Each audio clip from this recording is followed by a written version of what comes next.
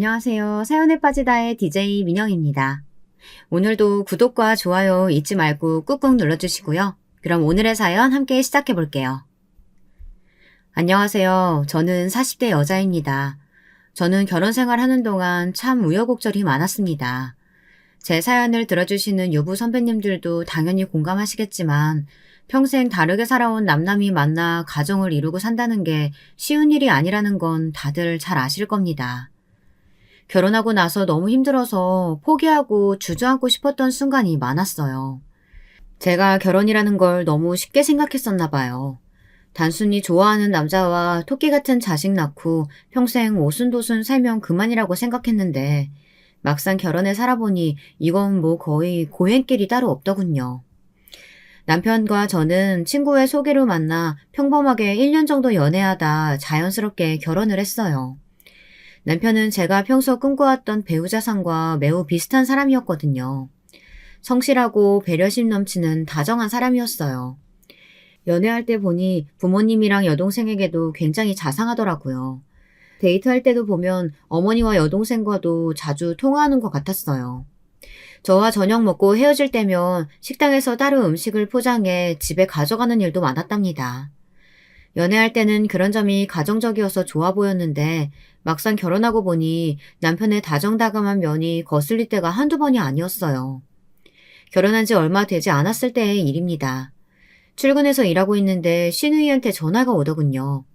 전화를 받았더니 한다는 소리가 기가 막혔습니다. 새언니, 나 지금 언니네 집인데요. 작은 방에 있는 샤넬 가방 그것 좀 빌려가도 돼요? 이번 주말에 친구 결혼식 있어서 그러는데 잠깐만 쓰고 갖다 줄게요. 저는 어안이 벙벙해져서 잠시 말문이 막혔습니다. 도대체 집 비밀번호는 어떻게 알고 집까지 들어갔으며 제 허락도 없이 제 옷방에 들어가 멋대로 물건을 뒤졌다는 사실을 도저히 이해할 수가 없었어요. 아가씨, 저한테 말 한마디 없이 집에 와서는 뜬금없이 가방을 가져간다뇨. 그게 말이 돼요? 세아가 나다. 우리 지영이가 네가 상견례 때 들고 온 가방이 마음에 든다고 해서 좀 전에 나랑 백화점 갔다 오는 길이야. 근데 그 가방이 품절이라 이제 아예 안 나온다네. 지영이가 다른 건 영 마음에 드는 게 없고 꼭 저 가방을 들고 싶다는데 이번 기회에 이 가방 그냥 우리 지영이 줘라. 넌 내가 나중에 하나 좋은 걸로 사줄게. 시아버지까지 같이 오셨는지 옆에서 시누이 전화를 건네받으시더니 저더러 가방을 아예 시누이에게 주라고 하시더군요. 아버님, 그건 제가 회사에서 승진했을 때 기념으로 제가 저한테 준 첫 번째 선물이에요. 저한테도 뜻깊은 거라서 아가씨한테 줄 수는 없어요. 정 필요하면 주말에만 빌려줄 테니까 가지고 가세요. 저는 100번 1000번 양보해서 빌려주겠다고 했습니다. 멋대로 집까지 쳐들어와 제 옷방을 뒤진 건 마음에 들지 않았지만 어쨌든 시누이도 이제 가족인데 동생처럼 생각해서 가방 정도야 빌려줄 수 있다고 이해하려고 애썼어요. 아이고 우리 새아기 대기업 다니길래 배포가 좀 있는 줄 알았더니만 영 그릇이 작네. 누가 봐도 너보단 우리 지영이가 드는 게 훨씬 더 어울릴 것 같구만. 에이, 줄 거 아니면 그만 끊어라. 시아버지는 자기 할 말만 하고는 전화를 끊어버렸습니다. 저는 너무 황당해서 한참 동안 핸드폰을 들고 서 있었어요. 마치 제가 무슨 잘못이라도 저지른 것만 같았죠. 남편에게 익히 들어 알고는 있었습니다. 시아버지는 아주 유명한 딸바보예요. 시누이는 시아버지께서 40이 넘어 얻은 딸이었거든요. 시아버지가 시누이를 바라볼 때면 눈에서 꿀이 뚝뚝 떨어지세요. 누가 봐도 시누이가 그 정도 외모는 아닌데 시아버지는 텔레비전에 나오는 연예인들보다도 예쁘다고 매일 칭찬하시거든요. 뭐 당신 딸이니 예뻐하시는 거야 당연하죠. 저도 우리 집에서는 공주니까요. 그런데 문제는 자꾸만 저와 비교를 하신다는 겁니다. 툭하면 벽에 걸린 결혼사진을 손가락으로 가리키며 저와 시누이가 3살밖에 차이 안 나는데도 제가 10살은 많아 보이네. 신부 화장한 저보다 시누이가 예쁘네 하시면서 듣기 싫은 소리만 하세요. 저희 시댁의 문제는 시아버지나 시누이뿐만이 아닙니다. 시어머니도 만만치 않으세요. 시아버지와 시누이가 기본 예절이나 매너를 밥 말아먹었다면 시어머니는 입이 아주 걸어요.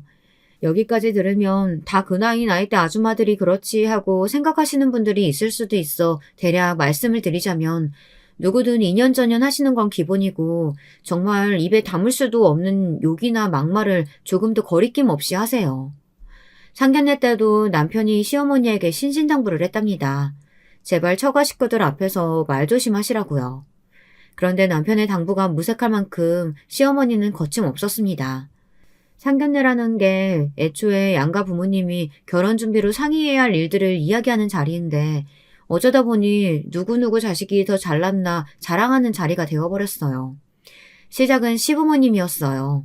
남편이 대학 때부터 인기가 많아 쫓아다니는 여자들이 많았다로 시작해서 동네 사람들이 남편 중매 서려고 줄 섰다는 이야기까지 하셨습니다.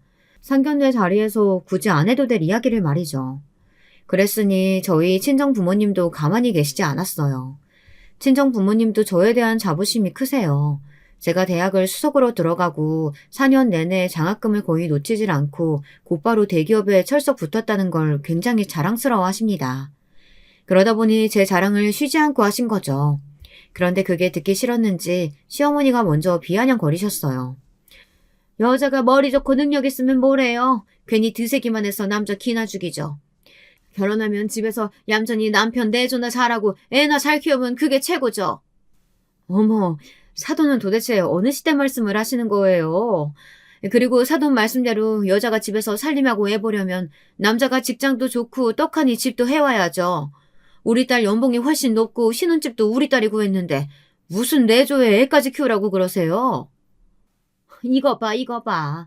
옛날 말이 딱 맞다니까? 며느리 될 애가 영 딱딱하고 고집 있어 보이길래 누굴 닮았나 했더니만 역시 딸은 친정엄마 닮는다는 말이 딱 맞네. 장모라는 사람이 돈 좀 있다고 남자 집안 우습게 하는 것 좀 봐. 뭐예요? 지금 말 다 했어요? 누가 봐도 내 딸이 훨씬 잘났으니까 잘났다는 건데 뭐가 문제예요? 삽시간의 분위기는 이상해졌습니다. 시아버지와 친정아버지가 좋은 자리에서 뭐 하는 거냐고 말리셨는데도 시어머니와 친정엄마는 상견례가 끝날 때까지 티격태격 하셨어요.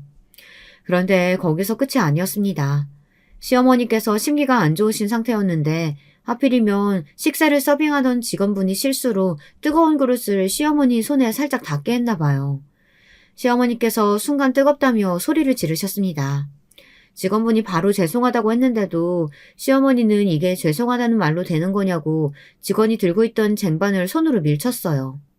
그러자 쟁반에 있던 그릇들이 바닥으로 다 떨어졌습니다. 쨍그랑 소리를 내며 다 깨지고 난리도 아니었어요. 놀란 직원분이 사과까지 했는데 왜 이렇게까지 하시냐고 이야기하자 시어머니 눈빛이 갑자기 휙 변하시더라고요. 그러더니 자리에서 벌떡 일어나 직원에게 고래고래 소리를 질렀습니다. 젊은 년이 어디서 손님한테 눈을 부라리며 또박또박 말대꾸를 해? 너 우리가 시킨 한정식 1인분이 얼만 줄 알아? 그 돈에 너도 포함이야. 실수했으면 머리 조아리고 사과를 해야지. 어디서 큰 소리야? 세상 천지에 저런 무식한 사람이 정말 있더군요. 저는 드라마 속에나 저런 사람이 있는 줄 알았어요. 그런데 정말 존재하고 있었습니다. 저와 친정 식구들은 너무 창피해서 불이 나게 식당을 나왔어요. 그리고 남편에게 나중에 통화하자고 하고는 후다닥 집으로 돌아왔습니다. 그날 저녁 시아버지에게 연락이 왔어요. 시어머니가 성격이 워낙 불같아서 한번 기분이 상하면 앞뒤 구분 못하고 지르는 성격이라고요. 저희 부모님에게 사과 말씀 전해달라고 하셨습니다. 친정 부모님은 당연히 걱정이 많으셨어요. 그런 무식한 여자를 어떻게 시어머니로 모시냐고요. 저도 고민이 되지 않았던 건 아닙니다.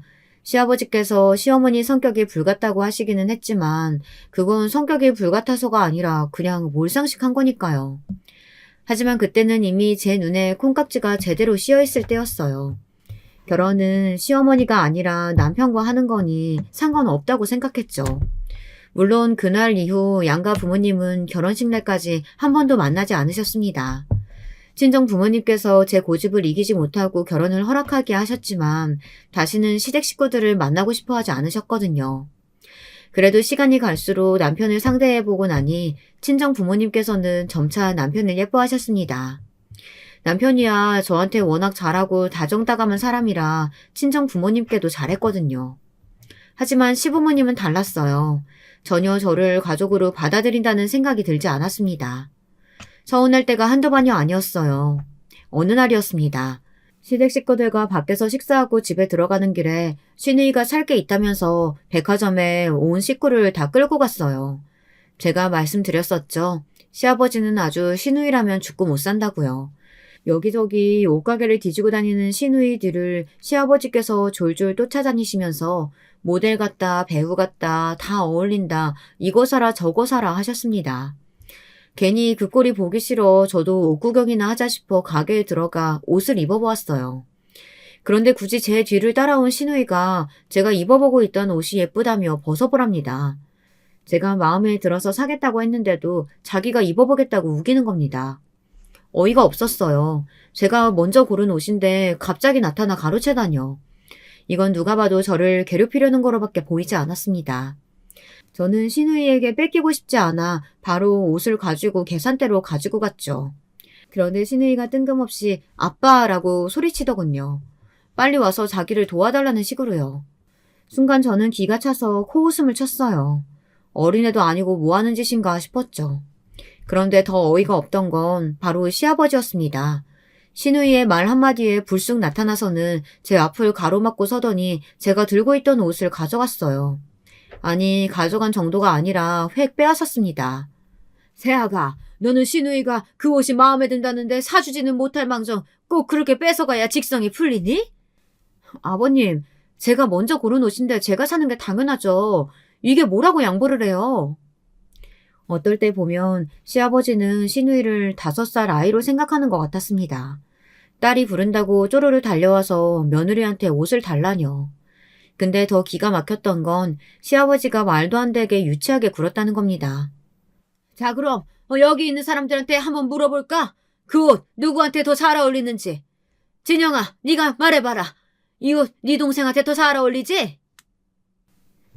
정말 은근슬쩍 사람 꼭지 돌게 하는 데엔 달인인 것 같았습니다. 옷을 들어올리며 남편에게 시누이에게 더 어울리지 않느냐고 묻더군요. 순간 저는 얼굴이 다 빨개졌습니다. 명색이 저도 이 집의 며느리인데 어떻게 그렇게까지 할 수가 있을까요?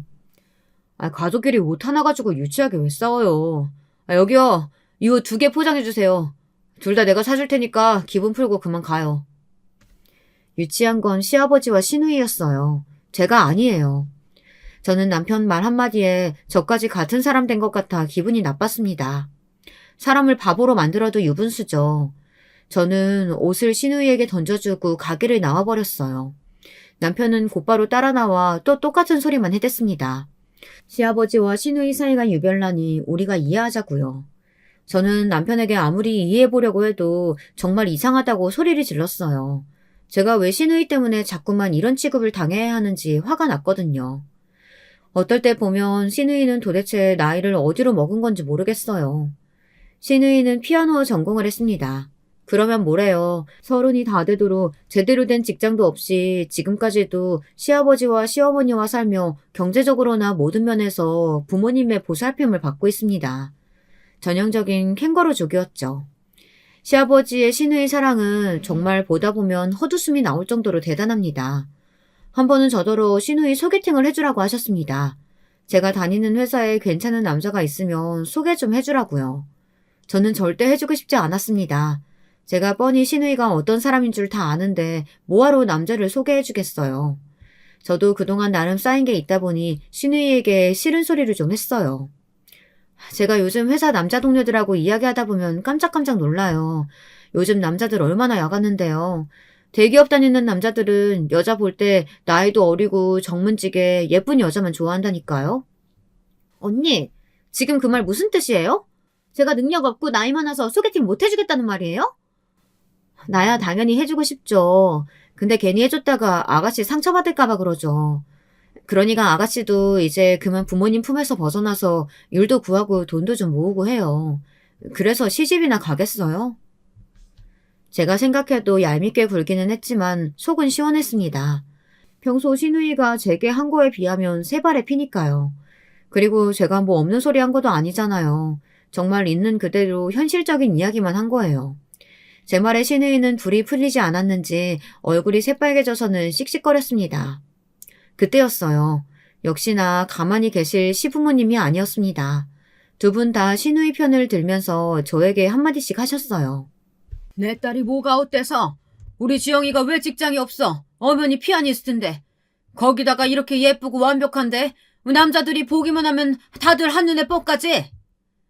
여보, 그냥 내버려둬요. 우리 며느리가 지영이 앞에서 내세울 게 뭐가 있어요. 고작 대기업 좀 다닌다고 뻐기고 싶은가 보죠. 예, 며느라, 네가 뭘 모르나 본데 우리 아들이야 내가 잘 키워서 사람 외모 보고 판단 안 하고 능력만 보고 결혼했다지만 아무리 세상이 변해도 남자가 예쁜 여자 좋아하는 건 절대 안 바뀌어. 와, 정말 착각은 자유, 고슴도치도 제 자식은 귀여운다는 말이 정답이었습니다. 원래 자기 자식한테는 다 콩깍지가 씌인다 하지만 저희 시부모님은 좀 심각한 것 같아요. 기승전 무조건 시누이는 예쁘고 완벽해 상관없다는 식이었습니다. 더 기분 나쁜 건 당신들 자식 자랑하면서 항상 은근슬쩍 저를 깔아뭉갠다는 겁니다. 같은 일이 여러 번 반복되니 저도 너무 피곤하더군요. 그 이후로 제가 그냥 백기를 들었어요. 괜히 귀한 공주님 건드려봐야 저한테 불똥만 튀니 앞으로는 그냥 그러려니 넘어가자 싶었습니다. 그런데 제가 굳이 건드리지 않아도 불편한 일은 계속 생기더군요. 결혼하고 첫 명절 때 일입니다. 제가 호텔 숙박권이 생겼어요. 명절에 회사에서 받은 거였죠. 저는 당연히 남편과 둘이서 오붓한 시간을 보내려고 했어요. 그런데 푼수 같은 시누이가 굳이 제 가방에서 핸드크림을 빌려 쓰겠다고 뒤지더니만 호텔 숙박권을 찾아냈더군요. 시누이는 숙박권을 보자마자 난리가 났습니다. 어머, 이 호텔 그때 엄마가 텔레비전에서 보고 가고 싶다고 했던 그 호텔이야. 바닷가 바로 앞에 있는 그 호텔. 여기 내가 SNS에서 봤는데 수영장 엄청 핫하더라고. 저는 슬슬 불안했습니다. 그냥 그대로 넘어갈 시누이가 아니니까요. 시누이는 곧바로 시어머니에게 숙박권을 들고 가 보여줬습니다. 그러자 시어머니가 한술 더 떴어요. 어머, 호텔 숙박에 조식까지? 아우, 역시 대기업이 좋기는 좋구나. 명절날 이런 것도 좋고. 언제는 고작 대기업이라고 하시더니만 시어머니는 언제 그랬냐는 듯 숙박권에서 눈을 떼지 못하시더라고요. 저도 당연히 눈치를 보긴 했죠. 시어머니도 시누이도 저렇게 티를 내는데 제가 모를 리 없었으니까요. 그런데 그 호텔 숙박권만은 주고 싶지 않았습니다. 저도 꼭 가보고 싶었던 호텔이었거든요. 예전 같으면 저도 그럼 시어머니와 시누이 두 분 다녀오라고 했을지도 몰라요. 하지만 이번만은 양보하고 싶지 않아 꾹 입을 닫고 있었습니다. 그런데 눈치 없는 남편이 괜히 또 나서더군요. 여보, 명절날 어머니 음식 준비하시느라 고생하셨는데 지영이랑 둘이 하루 푹 쉬시면서 호캉스 좀 다녀오시게 숙박권 드리는 거 어때? 우리는 가려고 하면 언제든 또 갈 수 있잖아.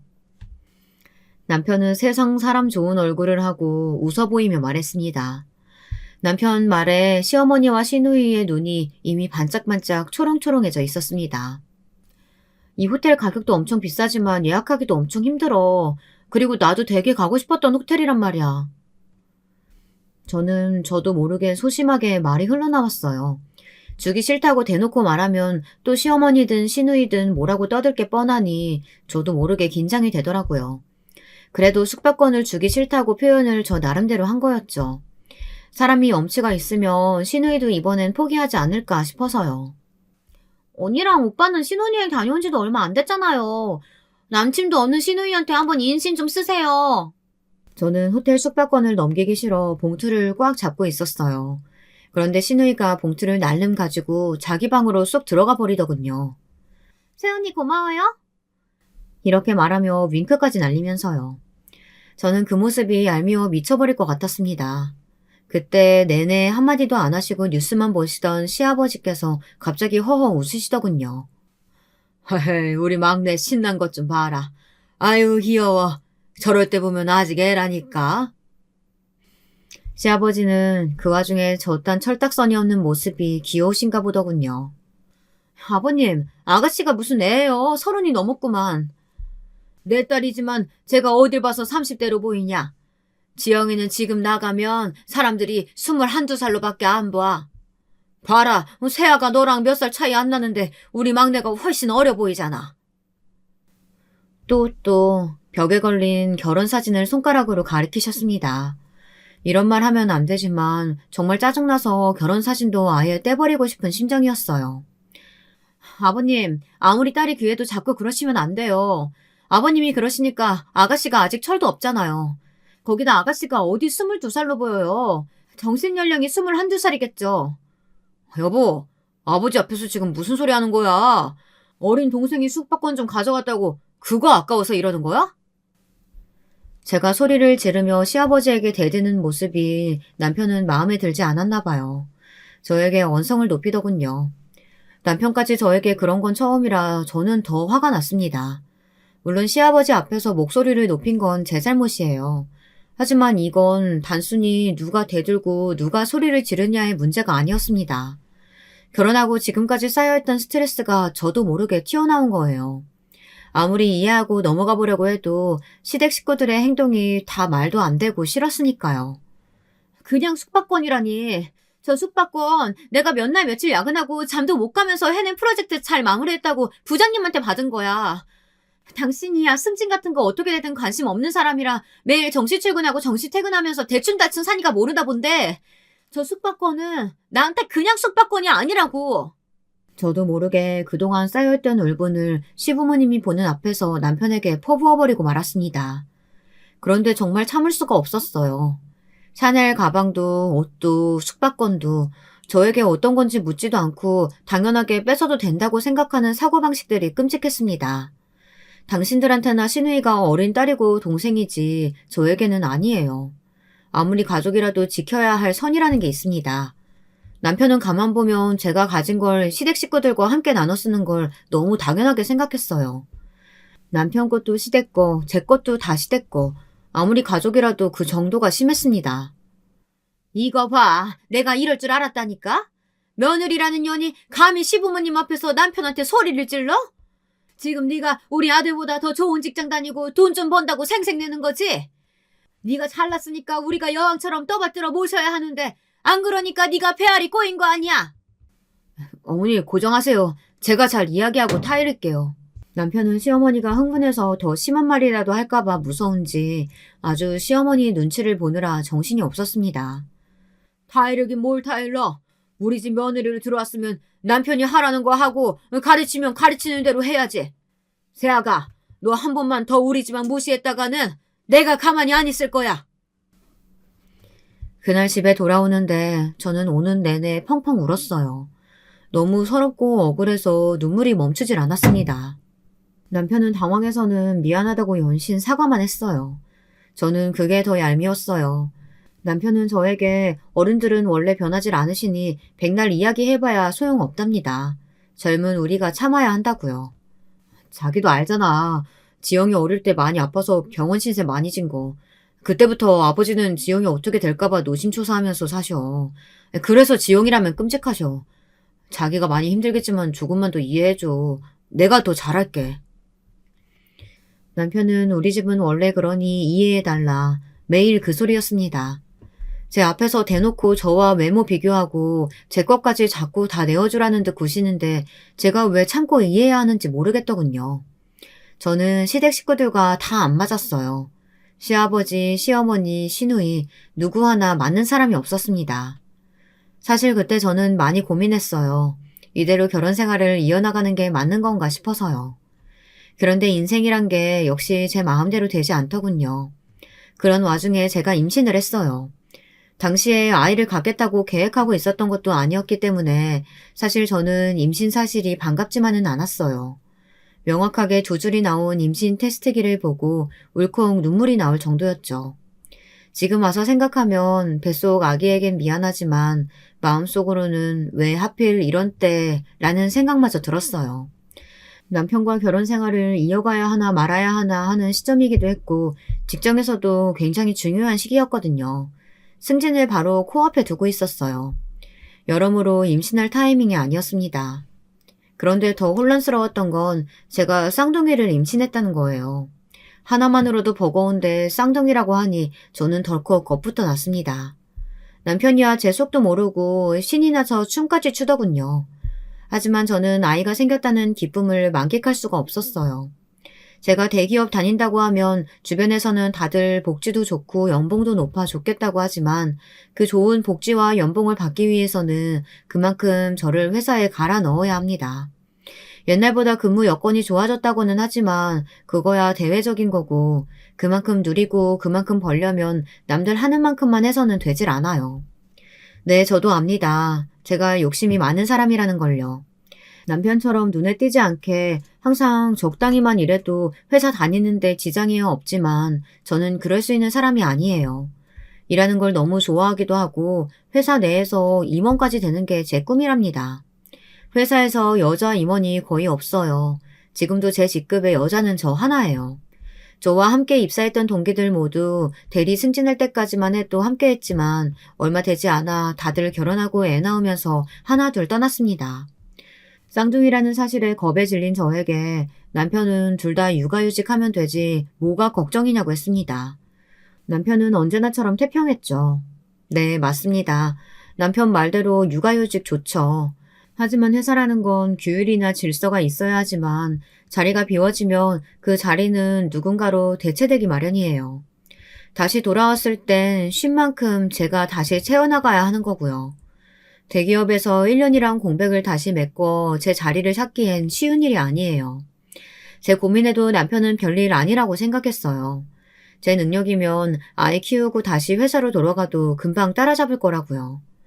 결혼 전에는 그런 긍정적이고 자유로운 남편의 모습이 좋았어요. 하지만 결혼하고 보니 이제는 그런 모습이 조금 무책임하기까지 보였습니다. 남편은 사실 동기 중 직급이 제일 낮습니다. 그런데도 일에 전혀 욕심이 없어요. 워라밸을 중요하게 생각합니다. 회사에 아무리 바쁜 일이 있어도 남편은 항상 정시에 퇴근해 헬스장에 갑니다. 그리고는 곧바로 집에 돌아와 제가 퇴근하기 전에 저녁을 차려놔요. 요리하는 것도 좋아하거든요. 저는 남편처럼 살 수 없는 성격이다 보니 그런 모습이 어떨 땐 멋있고 부럽다가도 저러다 잘리면 어쩌려고 하지라는 생각이 들기도 합니다. 제가 다니는 대기업처럼 정년이 어느 정도 보장이 되는 것도 아닌 중소기업에 다니면서도 조금 더 나은 회사로 이직을 하고 싶다거나 조금 더 위로 올라가고 싶다는 마음이 전혀 없어 보였어요. 임신하고 점점 배가 불러오다 보니 저도 예민해져서 그런 문제로 남편과 다투게 되더군요. 만약 제가 아이를 낳고 쉬는 동안 회사에서 제 위치가 달라지고 더는 일을 할 수 없는 상황이 오게 되면 어쩌나 저는 불안했습니다. 자기는 정말 승진하고 싶지 않아? 계속 혼자 승진 못하다가 아래 직원들이 먼저 승진하면 계속 직장 생활하기 어려울 수도 있잖아. 그럼 좀 어때? 난 괜찮아. 내가 당신처럼 일에 욕심 있는 것도 아니고 나한텐 직장은 하루하루 학교 다니듯 다니는 거야. 언젠가는 졸업할 수 있겠지. 뭐 이런 느낌으로. 그게 한 집안의 가장이라는 사람이 할 소리야? 당신이 그러니까 내가 일에 더 욕심내게 되고 집착하는 거 모르겠어? 제가 좋아서 하는 일이면서 저는 괜히 남편 핑계를 댔습니다. 사실 남편이야 아이가 태어나도 육아휴직이 끝나면 바로 회사에 나가면 그만이잖아요. 주변에서 보면 아이가 태어나도 남자들은 별로 달라지는 게 없더라고요. 일이 많으면 야근도 하고 회식이 있으면 회식도 가고요. 하지만 여자는 달랐습니다. 어찌됐든 쌍둥이가 태어나면 엄마는 저잖아요. 육아휴직이 끝나면 그때부터 직장과 육아를 병행해야 하죠. 잘하든 못하든 뭐든 엄마 책임이고요. 이런저런 생각이 드니 남편에게 자꾸만 짜증이 났습니다. 거기다가 저와 같은 직급의 직원 중 차기 부장 자리는 공공연하게 제 것이었는데 이런 타이밍에 애를 낳고 집에서 애나 보고 있을 수는 없었어요. 하지만 그런 고민이나 하고 있을 시간이 없었어요. 출산일은 금방 돌아왔어요. 제게는 아이가 하나도 아닌 둘이었으니까요. 저는 남편에게 지독하다는 소리까지 들어가며 출산하기 일주일 전까지 출근을 했습니다. 다른 직원들은 뒤로 하루라도 더 육아휴직을 쓰려고 발악을 한다고들 하지만 저는 아니었어요. 저는 하루라도 더 제 자리를 지키기 위해 출근했습니다. 그런데 아이가 태어나고 나니 회사에 있었던 일은 모두 다 꿈만 같았어요. 제가 정말 대기업 다니던 과장이 맞나 싶을 정도로 제 삶은 180도 달라졌습니다. 아이를 키운다는 게 말도 안 되게 힘든 일이라는 건 진작 알고 있었지만 이 정도인 줄은 몰랐어요. 남편과 함께 육아휴직을 받아 둘이 함께 육아를 하는데도 하루 종일 편하게 물 한 잔 먹기 힘들었죠. 저는 서서히 회사 일은 잊게 됐습니다. 그런 생각조차 들지 않을 정도로 24시간이 정신없이 흘렀거든요. 그러던 어느 날이었습니다. 어김없이 남편과 아이들을 돌보고 있는데 회사에서 연락이 왔어요. 아이 낳기 전에 제가 진행하던 일이 있었는데 그 일에 문제가 생겨 잠깐 회사로 나와줄 수 있냐는 연락이었습니다. 급한 일이라는 걸 누구보다 잘 아는 남편은 자신이 어떻게든 해보겠다며 빨리 회사에 다녀오라고 했습니다. 그 순간 저는 온몸에 전율이 흘렀어요. 하루 종일 3시간도 채 자지 못하고 제정신도 아니었는데 힘든 것마저 다 잊을 정도로 너무 좋았어요. 이 육아 지옥에서 잠시나마 탈출할 수 있다는 게 너무 행복했습니다.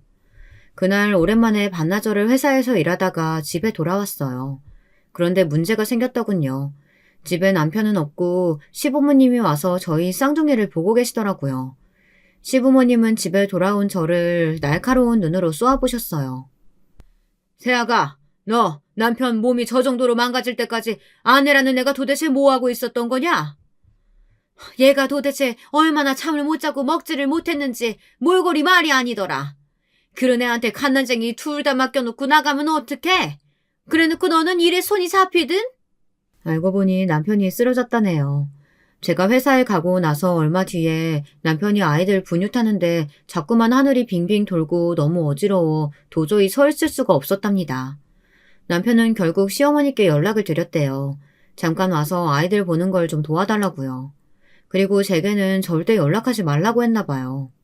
남편 목소리가 얼마나 안 좋았는지 시부모님과 시누이가 바로 달려왔대요. 그런데 남편이 바닥에 쓰러져 있었던 거죠. 쌍둥이들은 집안이 떠내려가라 울고 있고요. 곧바로 시누이가 남편을 데리고 응급실에 갔고 시부모님은 남아 쌍둥이를 돌보셨답니다. 제가 오기 바로 전에 시누이에게 연락이 왔는데 남편이 쓰러진 이유가 과로라고 했다네요.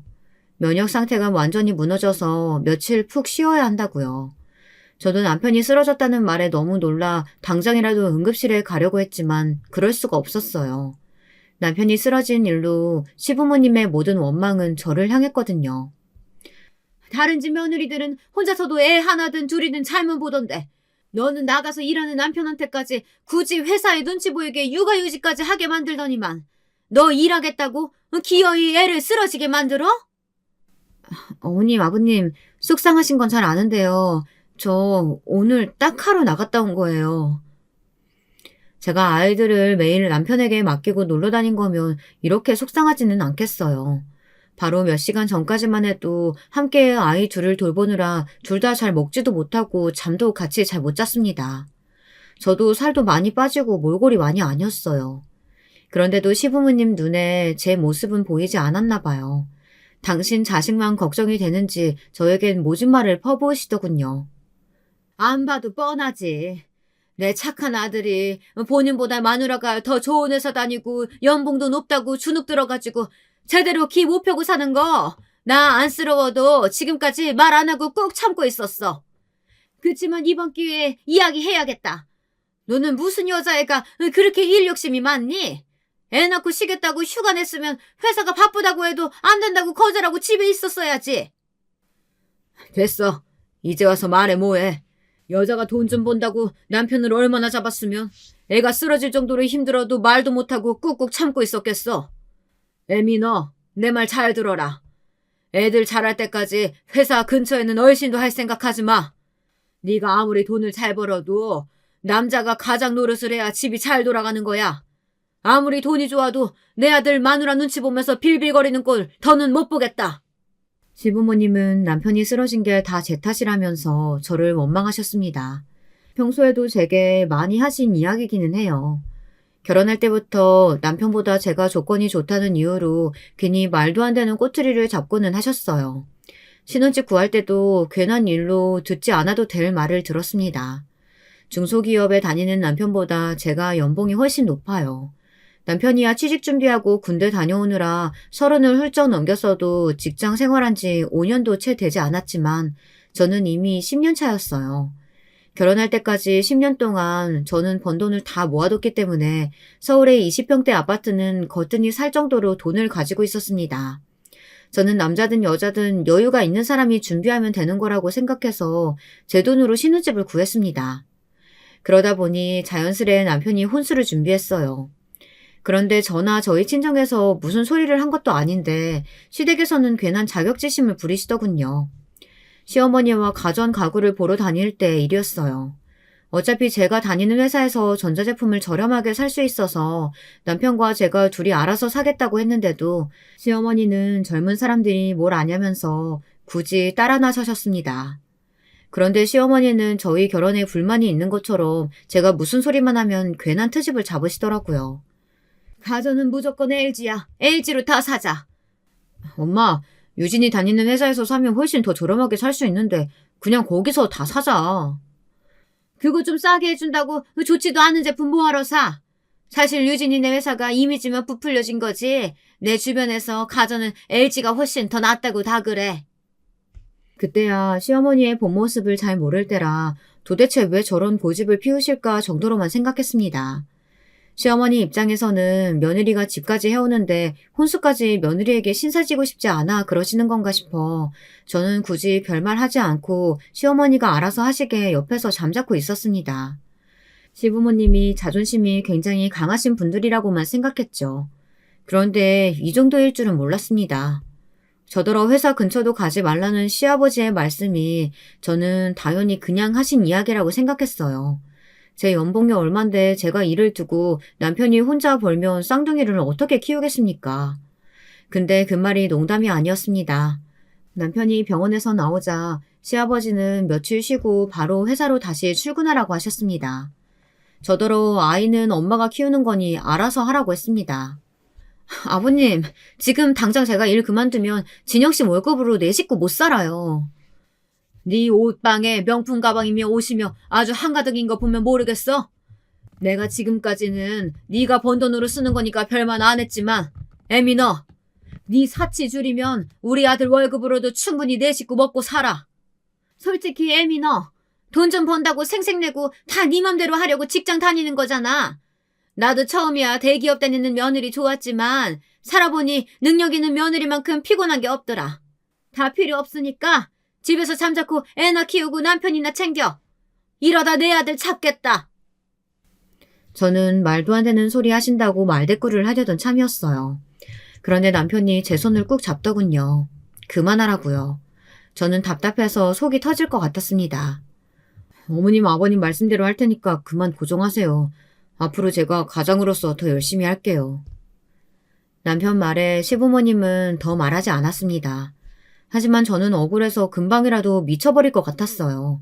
도대체가 시댁이라고 도움이 되는 게 하나도 없습니다. 매일 옆에서 뺏어가고 싫은 소리만 할 줄 알지 경제적으로 한번 도와준 적이 있나. 그렇다고 쌍둥이들 한번 봐주러 오시지도 않았으면서 매일 입만 놀리며 이래라 저래라 하시니 머리가 펑하고 터져버릴 것만 같았습니다. 그로부터 저는 아이들이 어린이집에 갈 수 있을 정도로 자랄 때까지 몇 년 동안 아이들을 돌본다는 핑계로 일절 시부모님과는 별다를 왕래 없이 지냈어요. 만나기만 해봐야 듣기 싫은 소리만 하고 자기들 잘났다고 떠드는 소리 듣기 싫었거든요. 거기다가 얼마 전 시댁에 갔을 때 또 한바탕을 했어요. 아이들이 어린이집에 들어갔다는 소리에 시아버지가 엄마가 집에 있는데 어린애들을 뭐 벌써부터 어린이집에 보내냐고 잔소리를 하시더라고요. 그래서 제가 집에 있기는 해도 너무 답답해서 아르바이트를 시작했다고 했어요. 그런데 제 말에 시아버지 시어머니가 비웃으시더군요. 아이고 4년제 장학금 받고 대기업까지 다니신 잘나신 우리 며느리가 무슨 아르바이트를 한대? 너 되게 심심했나 보구나. 집에 붙어서 애들 보고 남편 좀 챙기라니까 또 기어이 밖을 기어나가. 너도 참 답 없다. 와, 막말도 이제 하도 듣다 보니 적응이 되나 봅니다. 저는 피식 콧방귀를 끼고 말았어요. 제정신이 아닌 사람들과 말 섞어봐야 뭐하나 싶어서요. 그러던 어느 날이었습니다. 시아버지 생신날이라 남편이 식당 예약을 해놨대요. 제가 일이 늦어져서 남편이 먼저 쌍둥이를 데리고 식당에 가고 저는 차가 막혀서 조금 늦었습니다. 그런데 식당 입구에 시어머니가 서 있더라고요. 뭐가 또 마음에 안 드시는지 가게 직원이랑 실랑이를 하고 있었습니다. 듣고 보니 누가 봐도 시어머니 잘못이었어요. 저희가 주문하지도 않은 걸 서비스로 달라고 했는데 직원이 안 된다고 하자 욕까지 섞어가며 소리를 지르고 계시더라고요. 저는 쪽팔려서 그냥 식당 안으로 들어가려다 아무래도 직원분께서 곤란하실 것 같아 제가 시어머니를 말렸습니다. 그만하시라고요. 드시고 싶은 거 추가로 시키면 되지 구질구질하게 왜 그러시냐고 했습니다. 제 말에 시어머니의 눈빛이 변하더니 화풀이를 저에게 하시더군요. 뭐야? 넌 며느리라는 년이 시어머니가 아니라 생판 모르는 년 편을 들어? 거기다가 꼴랑 200만 원 벌러 다니는 주제에 시아버지 생일에 늦어? 네가 아직도 네 주제를 모르고 시댁을 무시하는구나. 넌 아무래도 좀 맞아야겠다. 시어머니는 이제 아예 정신이 나갔는지 제 뺨을 올려붙였습니다. 저도 가만히 당하고만 있을 수는 없었어요. 이놈의 망할 놈의 집구서 더는 지긋지긋해서 상정도 못하겠더군요. 그때 밖에서 나는 소리를 듣고 남편과 시누이가 나왔어요. 저는 곧바로 시누이에게 다가가 시어머니가 제게 한 것처럼 똑같이 시누이 뺨을 올려붙였어요. 찰싹. 시누이의 뺨을 갈기는 소리가 나자마자 시아버지도 식당 안에서 불이 나게 달려와 시누이 앞을 가로막으며 제게 소리를 질렀습니다. 지금 이게 뭐하는 짓이냐고요. 뭐하는 짓이긴 뭐하는 짓이에요. 이에는 이, 눈에는 눈이죠. 어머님이 제가 아버님 생신에 좀 늦었다고 제 뺨을 날리셨으니까 제 옷이며 가방 몰래 빼돌려서 당근에 올려 파는 시누이 뺨도 제가 좀 때릴 수 있죠. 그 순간 시누이의 눈이 금방이라도 튀어나올 것처럼 동그래졌더군요. 제 말에 남편까지 시누이와 시어머니에게 노발대발하며 사실이냐고 소리쳤습니다. 시누이는 제가 모를 줄 알았을 거예요. 사실 우리 집에는 거실과 아이들 놀이방에 CCTV가 설치되어 있어요. 보안 모드로 해놓았을 때 집안의 움직임이 감지되면 제게 바로 연락이 옵니다. 그런데 집이 비었을 때 시누이가 몇 번이나 집에 드나드는 걸 제가 CCTV로 확인했어요. 도둑고양이처럼 들어와서 제 옷방에 들어가 뭘 잔뜩 들고 집을 나가기를 수십 번이었어요. 집에 와서 확인해보니 제가 예전에 들었던 가방이나 옷 같은 게 하나둘 없어졌더라고요. 처음엔 시누이가 가져가 입나 보다 하고 넘겼어요. 그런데 우연히 당근 중고마켓을 구경하는데 제 옷이 올라와 있더라고요. 정말 기가 막혔습니다. 자식이라고는 도둑년으로 키워놓고 어디서 큰 소리예요? 여보, 나 웬만하면 당신이랑 참고 살려고 했거든? 나 도저히 당신네 식구들 감당 못하겠어. 우리 이혼해. 쌍둥이들은 내가 데려갈 테니까 당신은 그냥 당신의 집으로 돌아가. 진심이었습니다. 정말 시댁이라면 이제는 치가 떨렸어요. 시누이가 그딴 짓까진 하는데 참아준 건 오로지 남편 보고 참은 거예요. 남편은 저와 우리 쌍둥이들을 위해 많은 희생을 감수해줬으니까요. 그런데 저도 할 만큼 했습니다. 아무리 그래도 이런 몰상식한 인간들한테 욕까지 먹고 뺨까지 맞으면서는 못 살겠어요. 얼씨구? 감히 니년이 내 딸 도둑형 취급하는 것도 모자라서 뭐? 이혼? 꼴값 떨고 있네. 꼴랑 200번은 주제 무슨 네가 애들을 키운다고 지랄이야? 저기요 아줌마. 몰라도 너무 모르시네. 당신 아들이야말로 지금 200이 아니라 100원 한 푼도 못 벌고 집에서 살림하거든요. 내가 이 집 가장이에요. 거기다가 200이 아니고 2억이 내 연봉이라고요. 뭐야? 이게 다 무슨 소리야? 아들, 얘가 지금 무슨 소리 하는 건지 똑바로 설명해봐라. 사실 저와 남편은 시부모님께 거짓말을 했습니다. 시부모님께서 남편보다 잘난 저를 너무 시샘하시면서 제가 모든 육아를 남편에게 강요하고 모성애가 없는 사람인 것처럼 몰아가는 바람에 저도 욱해서 회사를 그만두겠다고 말하기는 했지만 결국 저는 회사를 그만두지 않았어요. 저는 제 경력과 승진을 도저히 포기할 수가 없었습니다. 제가 남편보다 똑똑하고 잘났다는 이유로 이대로 집구석에 주저앉을 수는 없었습니다.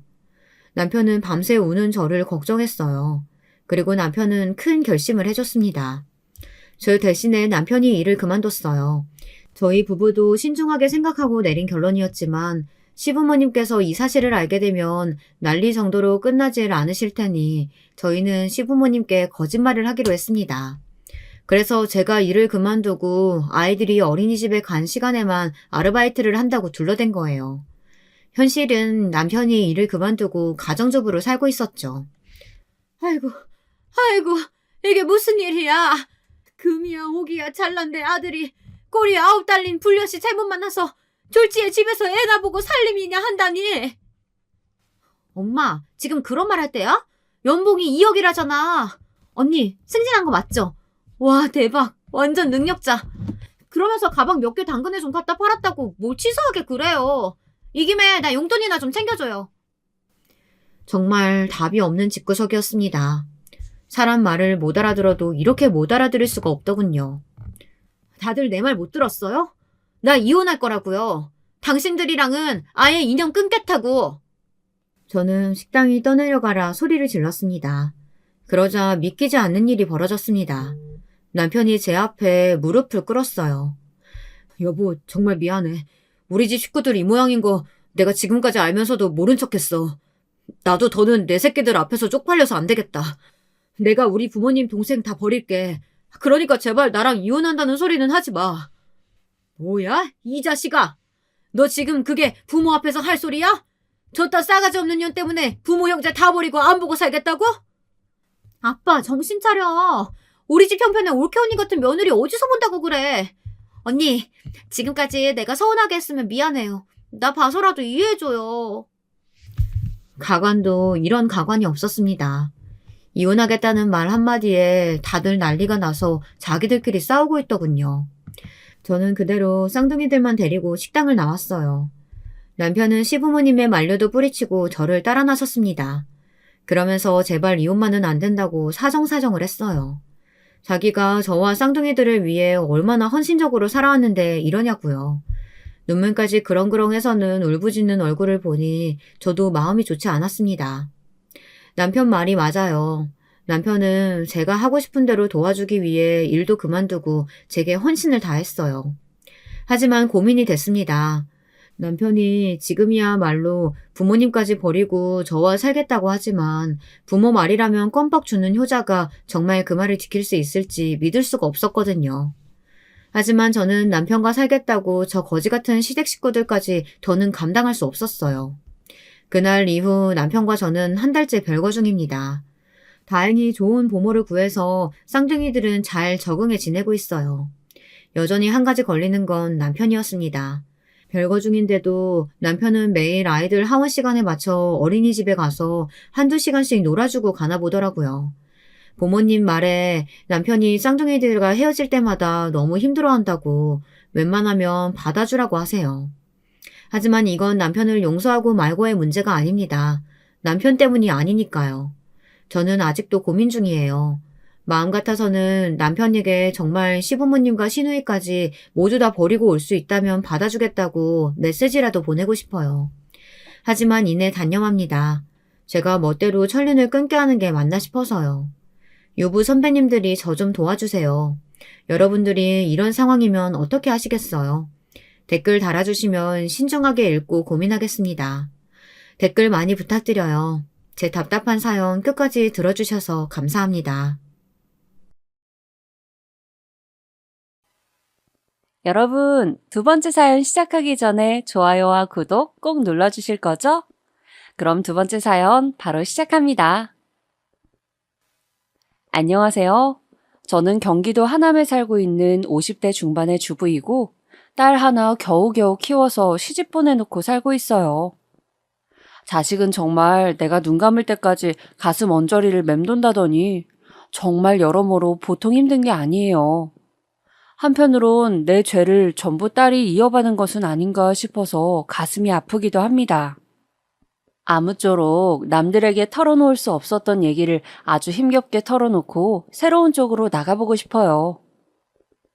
저는 결혼이 아주 늦은 편이었고 남들 다 결혼들 할 때에 시기를 놓쳐 고민이 참 많았어요. 저희 친정엄마도 아빠도 일찍 돌아가시고 외삼촌 댁에서 홀로 외롭게 자랐는데요. 그러다가 언니들과 서울로 왔고 그 과정에서 언니들과 많이 다투게 되었답니다. 그러던 차에 큰언니는 결혼했고 1년 좀 지나 둘째 언니까지 시집을 가려고 하더군요. 그러다 보니 제가 꽤나 골칫덩이였던 모양이에요. 당시 저는 22살이었는데 계속 방황을 하던 중에 작은 회사에 취직하게 되었답니다. 그림을 그리는 화실이었는데 거기 잡일을 맡아주는 조건으로 봉급을 받아보게 되었어요. 이때 화가 선생님도 계시고 문화생들도 무척 많았어요. 하지만 군기가 엄청 셌던지라 그 분위기는 역시나 살벌했답니다. 이 당시에 화가 선생님이셨던 분, 부르기 편한 말로 김 선생님이라고 지칭을 해보면 늘상 저에게 다정하게 잘해주셨어요. 미쓰리는 아직 실력이 조금 딸리는 것 같아. 그렇지만 조금만 더 준비하면 잘 될 거야. 내가 봐도 가능성이 있어. 부족한 제 실력을 그렇게 꾸짖지 않으셨고 늘상 가벼운 작업부터 자잘한 심부름까지 저에게 맡기셨어요. 그래도 제가 수세마는 감각이 좋다 보니 그런 것들을 보기 좋게 여기셨는지 어느 순간부터 격리 일도 비슷하게 맡기게 되었답니다. 이때 화실에는 저 말고도 일하고 있는 문화생들이 꽤 있었는데 당연히 제 또래 여자애들도 있었고 남자들도 좀 있었어요. 총 7명 정도였고 김 선생님네 8, 9살 난 아들, 딸, 그리고 사모님까지 꽤 규모가 있는 집에 살고 있었답니다. 그런데 이때 여자들끼리 나름 쟁쟁하게 기싸움도 있었고 들어온 지 얼마 안 되어 화실 돈 관리를 하는 저를 싫어하는 남자 문화생들도 있었어요. 그중 가장 힘들었었던 건 미옥이라는 친구였는데요. 제가 처음 들어왔을 때에는 무척이나 제 사정을 생각해주는 것처럼 하더니 갈수록 저를 모함하고 못되게 구는 거예요. 좀 이상하지 않아? 돈 같은 거 맡기는 건 사모님께 해도 되는데 왜 김 선생님은 너한테 맡기신 거지? 있잖아. 엊그제 순철 씨가 그러더라고. 영숙 씨랑 김 선생님이랑 저만치 버스 정류장에 같이 있는 걸 봤다나? 아니지. 내가 볼 땐 아닌 것 같아서 말이야. 저는 이 말을 듣고 너무 당황스러워서 단번에 아니라고 했어요. 실제로 그런 일이 없기도 했고요. 처음에는 이게 절 걱정해주는 말인 줄 알고 순진하게 믿고 제 상황을 다 얘기했었어요. 아니야. 언제를 말하는 건진 모르겠지만 나는 따로 김 선생님과 있을 일이 없어. 여기 화실 안에서나 뵙는 것 말고는 없어. 미옥 씨도 마찬가지 아니야? 순철 씨는 왜 그런 말을 하는 거야?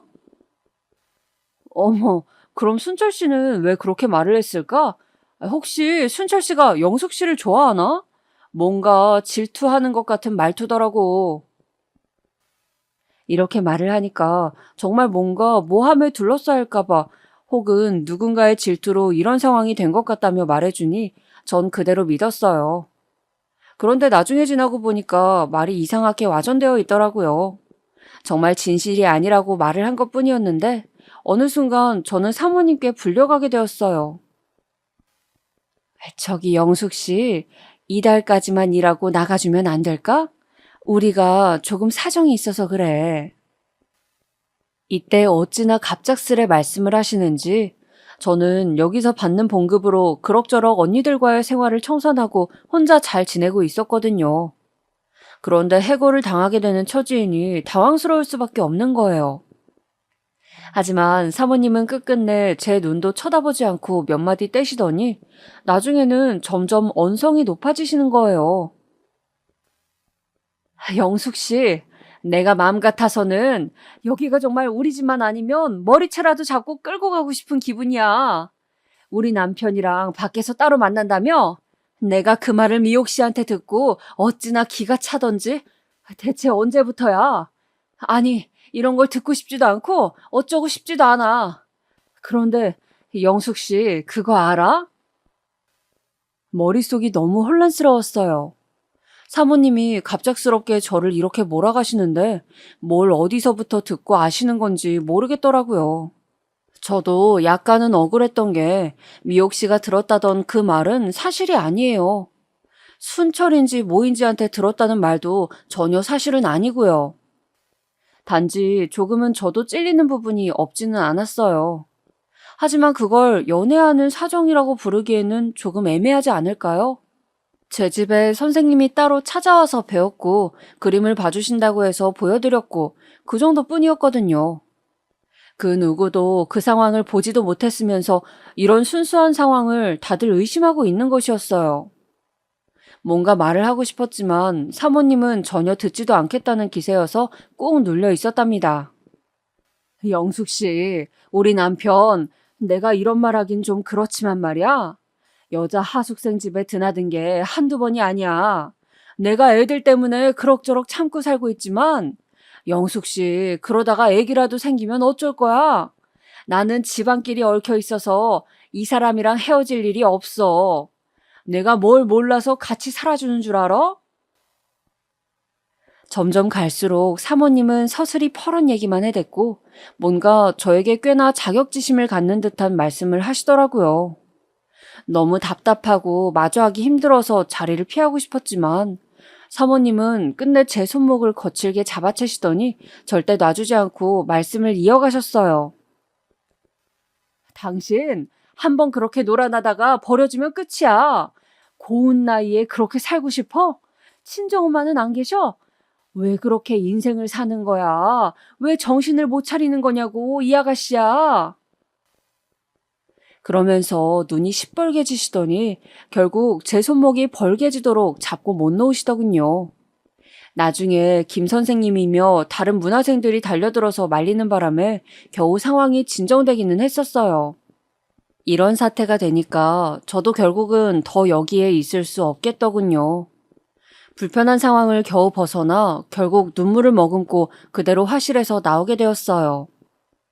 걱정해주는 듯 모함하고 여기저기 말을 퍼뜨리고 다니던 미옥 씨, 그리고 그 상황에 이용된 건지 진짜인지 알 수가 없었던 순철 씨 하며 하나같이 다 꼴보기 싫었거든요.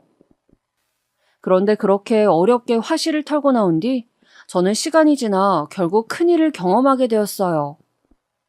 사실상 어쩌면 예견된 일이었겠지만 그때는 그렇게 호기롭게 싸우고 반항해놓고 어쩌다가 그런 일들을 감당했는지 모르겠어요. 사모님이 저주처럼 퍼부었던 마지막 그 무서운 말처럼 저를 잡아주는 어른이나 누군가가 있었더라면 좀 달랐을까요? 저에겐 늘 진짜로 정말 무섭기만 했던 언니들만 있었고 엄마는 돌아가시고 아버지는 머나먼 병원에 홀로 계셨으니까요. 그러다가 겨우 독립하고 떨어져 나와 혼자 꾸린 생활에서 저에게 손을 뻗어준 어른의 손길, 그리고 이성으로 느껴지는 사람을 처음 겪어보니 그때 분별이 잘 안 된 건 맞는 듯해요. 아무튼 다 자르고 사실만 말을 해보자면 저는 어느 작은 병원에서 아기를 낳게 되었어요.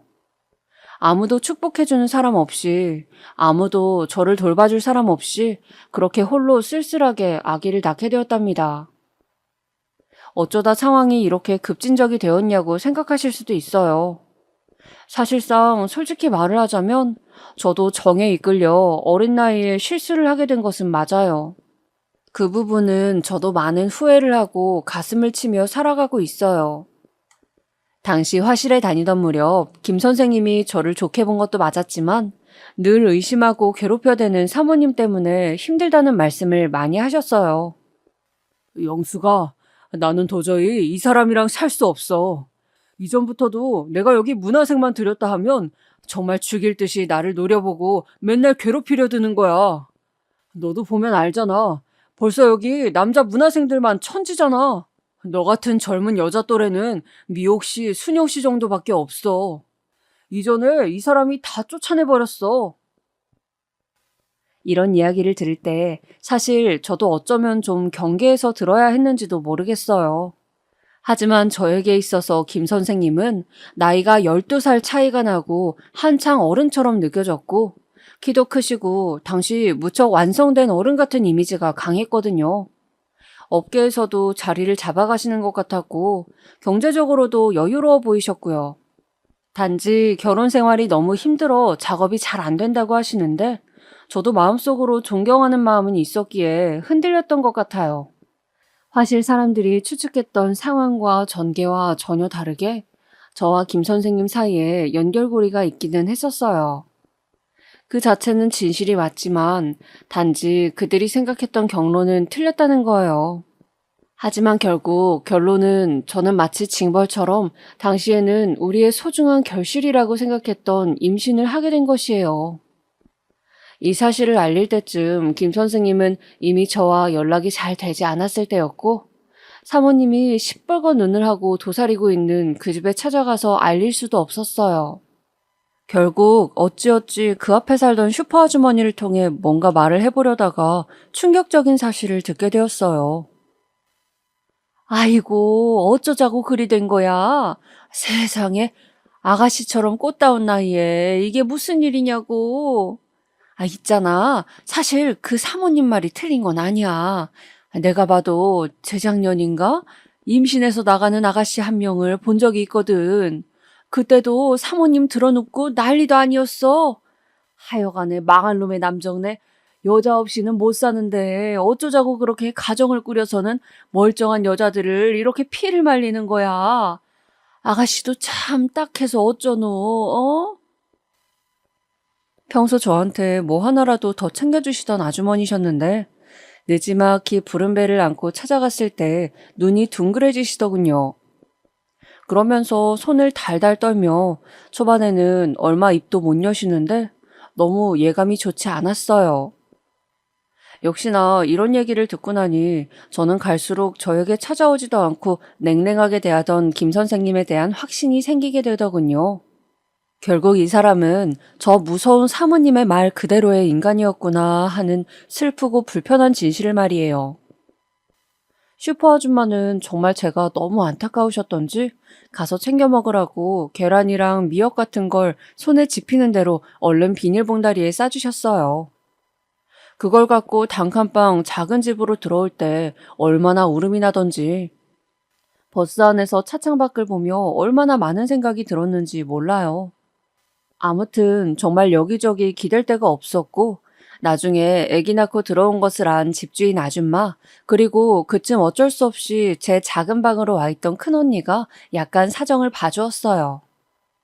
언니는 이때 무시무시한 형부 때문에 폭력성 강하고 노름도 잘하는 남편이 무서워 이리로 도망 나와 있었어요. 근데 한편으론 언니가 당시 했던 말이 가슴에 남아 아기를 재우고 밤새 별을 보고 멍하니 있던 날 울음이 왁 하고 터져 오르더군요. 영숙이 네 말이야. 아기 아빠가 누군지 모르는 거야? 아니면 아는데 말을 안 하는 거야? 하여간 너도 참 박복해. 그런데 말이야, 요 녀석한테는 그런 인생 물려주지 마라. 나는 자식 안 낳을 거야. 네 형부 무섭기도 하고 나 같은 인생 살까봐 안 낳을 거야. 니는 기왕 낳았으니까 이쁘게 잘 키워. 둘째 나는 자식 한 번 안 낳아보고 이모가 돼서 이게 뭐냐. 언니의 이 허심탄회한 넋두리 같은 말은 특별히 뭔가를 전달하고자 하는 말은 아니었지만 무척이나 제 가슴을 후벼 파는 듯 느껴지더군요. 이후로 저도 무척이나 서툴렀는데 24세 엄마가 된 저는 힘겹게 딸아이를 키우게 되었어요. 돌이 지날 무렵까지는 큰언니가 왔다 갔다 하면서 봐주었고 좀 시간이 지나니 언니도 어느새 아이를 갖게 되었지 뭐예요. 그렇게 아이를 안 갖겠다고 하더니 이후로 총 셋을 낳아 키우는 3남매의 엄마가 되었어요. 늘 티격태격한 형부와 함께 그 동네에서 여전히 지금까지 살고 있고 아무튼 저는 그 후로 살 길을 찾아야 했답니다. 이때 어린이집도 뭐고 그런 것도 없는 서울 완전 구석에 있는 촌동네에 있다 보니 아이를 맡겨놓고 어디 다닐 수도 없었어요. 시장 같은 데 나가서 장사하시는 할머니한테 눈치 보면서 같이 반찬을 팔고 애가 울어서 사고를 치면 그때마다 머리를 조아리고 빌곤 했어요. 할머니 죄송해요. 애기 먹일 게 없어서 제발 좀 봐주세요. 네? 이번 주까지만 일하게 해주세요. 이렇게 말을 하면 제법 표독스러웠던 할머니도 인상 쓰시면서 봐주시기도 했었거든요. 그렇게 시장을 전전하면서 아기를 키우다가 조금씩 방을 늘려가면서 옆 동네 쪽으로 이사를 가게 되었어요. 여전히 작디 작고 빛이 안 들어오는 반지하였지만 그전보단 좀 넓어져서 살맛이 나더라고요. 그렇게 아이를 키워내게 되었고 우리 딸아이는 한 동네에서 쭉 초등학교며 중학교, 고등학교까지 나오게 되었답니다. 우리 딸 수진이는 살면서 몇 번이나 저에게 아빠는 누구냐고 물어봤었어요. 아기일 때는 이런 부분을 적당히 감출 수 있었지만 점점 성숙해지는 아이에게 더 이상 애둘러 말할 수 없겠더라고요. 그게 아빠는 돌아가셨어. 그래서 엄마 혼자 수진이 널 키워왔었어. 예전에 헤어졌고 얼마 안 되어 돌아가셨거든. 그러니 너에게 아빠 얘기를 할 수 없었던 거야. 그런데 정말 희한하게 말이에요. 그렇게 딸아이를 혼자 키워서 고등학교 2학년쯤 되었을 무렵 이런 얘기를 해주면서 저 역시 잠깐 궁금해지더라고요. 살면서 속으로 떠올리지 않았다고 하면 거짓말일 그 사람, 김 선생님 말이에요. 그 동네 근처를 저는 지나가지도 않았고 혼자 아기를 낳아 키우는 제 인생이 너무 비참하고 끔찍하게 여겨져 그 상처를 열어보고 싶지 않았어요. 아이를 키우는 동안 다들 주변에서 몇 번이나 애 아빠는 어디 있냐, 어쩌다가 과부가 되었냐는 식으로 물어보니까 늘 얼버무렸거든요. 그런데 애가 커서 직접 핏줄에 대해 말을 해주고 나니 저도 모르게 조금은 알아보고 싶어진 거예요. 그래서 어느 날 직장에서 퇴근하던 길에 버스를 타고 한번 그 동네에 가보았어요. 예전에 그림을 좀 그렸었던 사실은 다 잊고 그렇게 한 번의 불장난으로 인해 겪게 된 내 저주스럽고 처연했던 세월들, 이걸 다시 들춰보기에 저는 좀처럼 용기가 나지 않았어요. 그런데 아빠가 이미 세상에 없다는 말에 불이 꺼진 듯한 표정으로 어깨가 축 처진 딸을 보니 왠지 궁금해지는 거예요. 그리하여 찾아가 보았고 참 희한하게도 그 동네에 있던 그 후미진 골목 슈퍼는 그대로 있는 거예요. 하지만 당연하게도 슈퍼 아주머니는 그대로 계시진 않았어요. 사실 그 당시에 그렇게 나이가 많지도 않으셨는데 말이에요.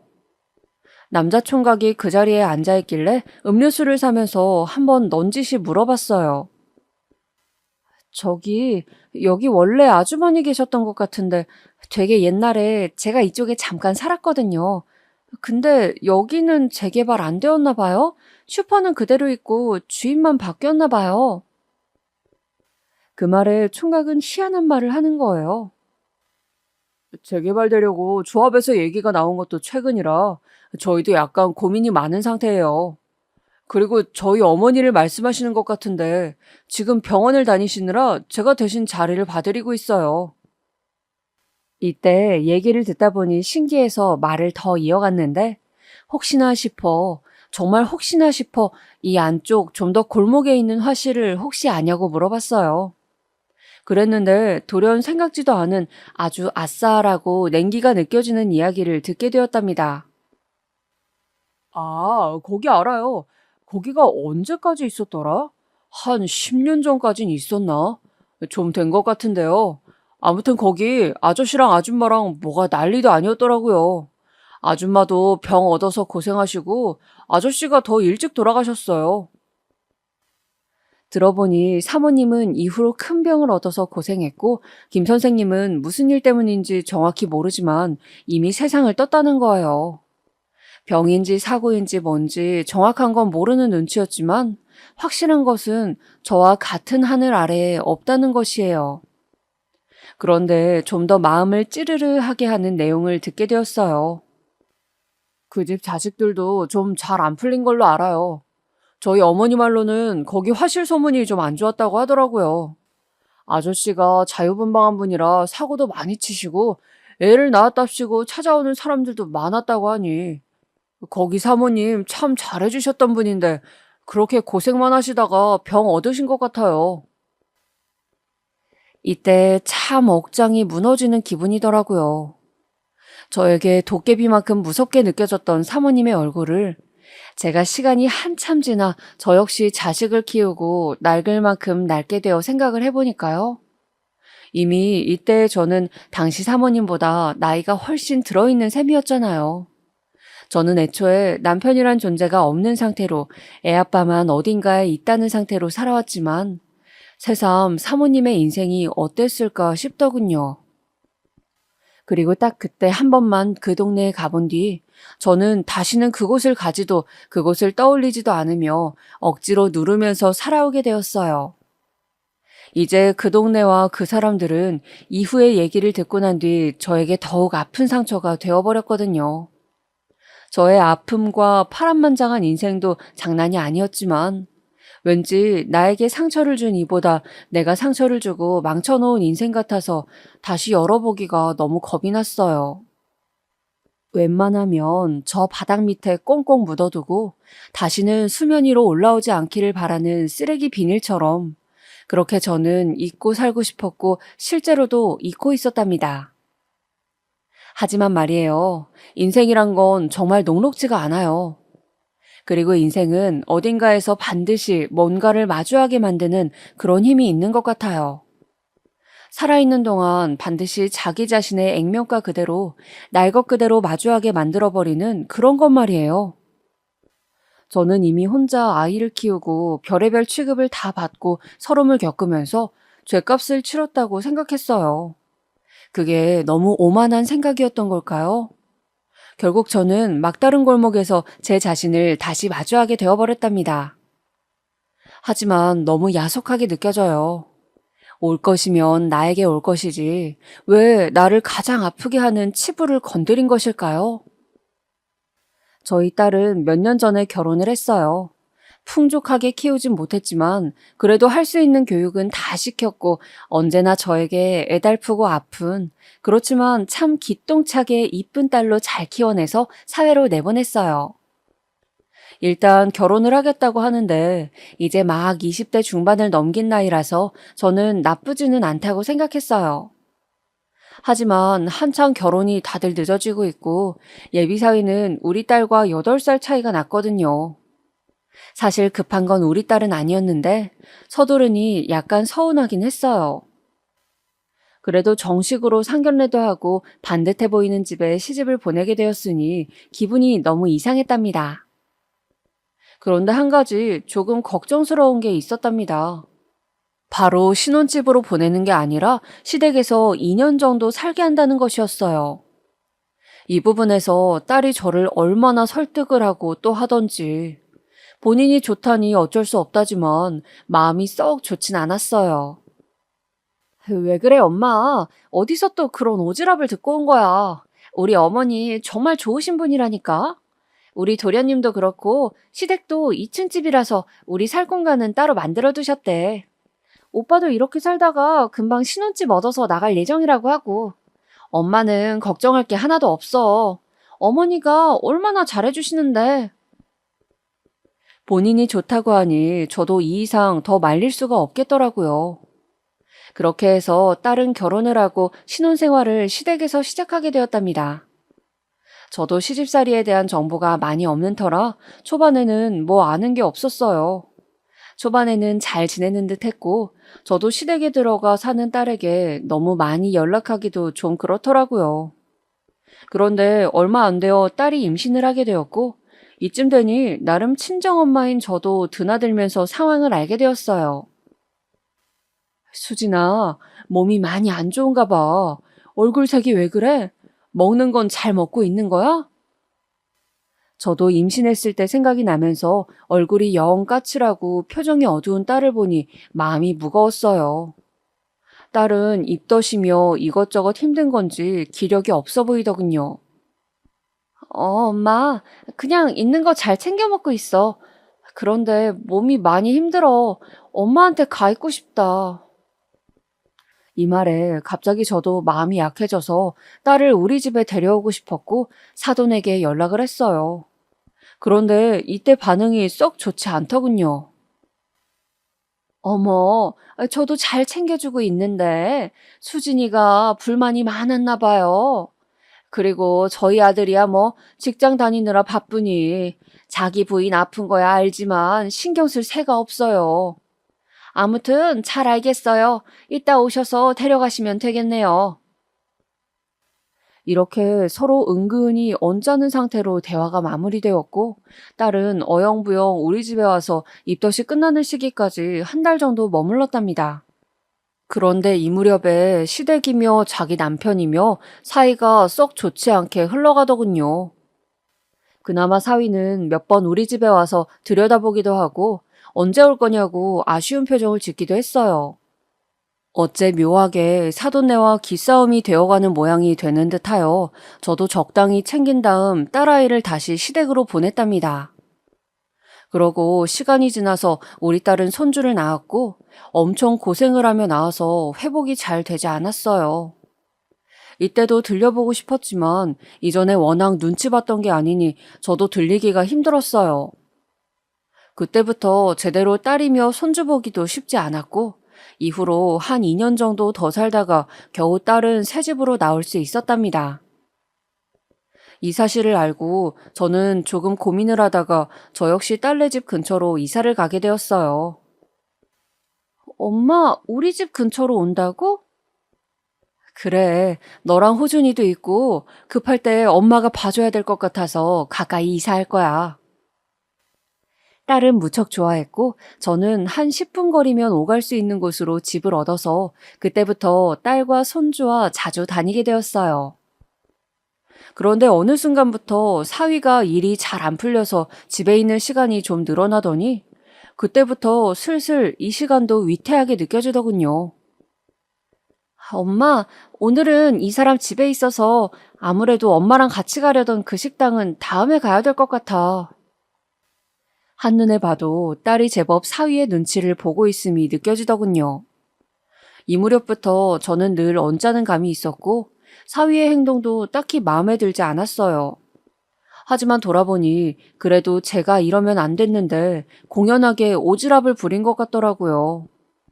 이 일로 사위와 저의 관계는 완전히 틀어졌고 딸네 집에 드나드는 것도 제 마음대로 할 수가 없게 되었어요. 자네 요즘은 일이 없는 건가?